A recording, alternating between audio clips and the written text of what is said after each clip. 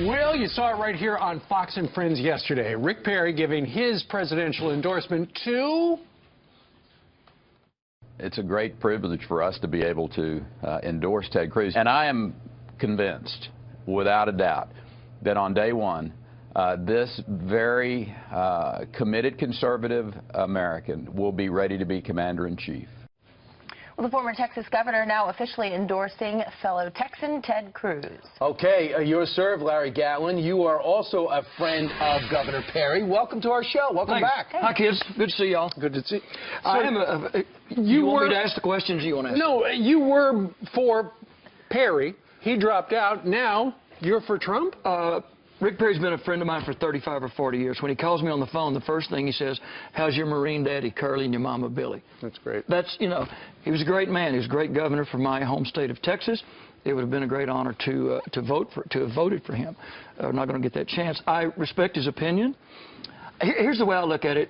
A lot of very famous people, celebrity types, I think we have unduly used our celebrity status to try to convince people to do things, to vote.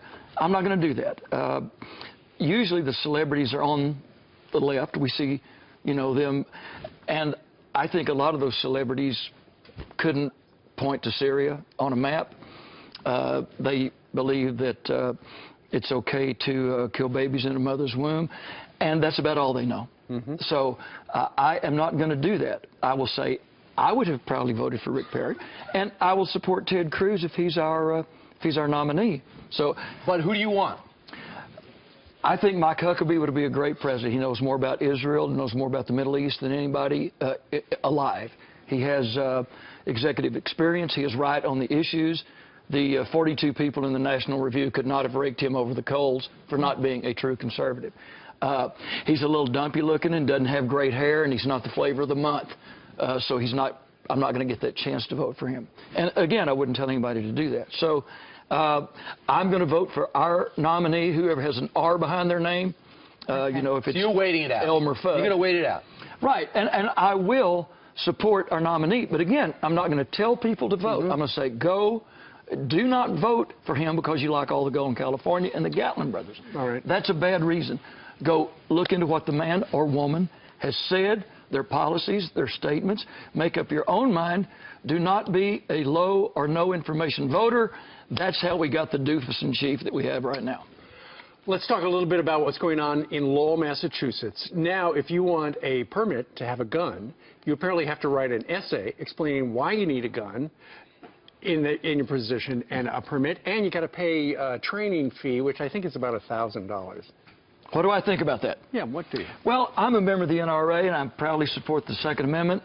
Do you know how you can tell real quickly the 16 states where you can't carry a gun?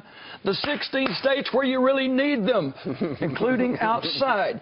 So, you know, as a writer, as an English major, it's the thing about writing an essay is not really. Please, Mr. LaPierre, please don't kick me out of the NRA for saying this.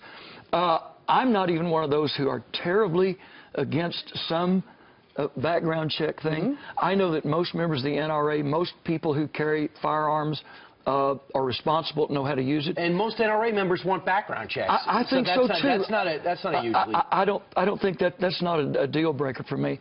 So $1,000, that's a little steep, but writing an essay you're okay with. You know, I kind of think that in New York, I think you can get one if you can make a case to a judge that your life, you know, usually the people who are against me having a firearm are people who have 2 or 3 security guards who are packing heat. So in those 36 states, I can carry it. I am not going to be in any one-man gunfight unless I'm the one man with the gun. All right, well, we want to give you a big congratulations while you're here. The Gatlin brothers just inducted to the Texas Cowboy Hall of Fame. Yeah, it's awesome. It was a great thrill. Those real cowboys let us drugstore cowboys in. So it was a great time. We had a lot of fun. Right. Really did. Larry, stick around, would you? I will. More with Larry Gatlin on the other side of a quick time. We need to have a powwow and do a sing-along.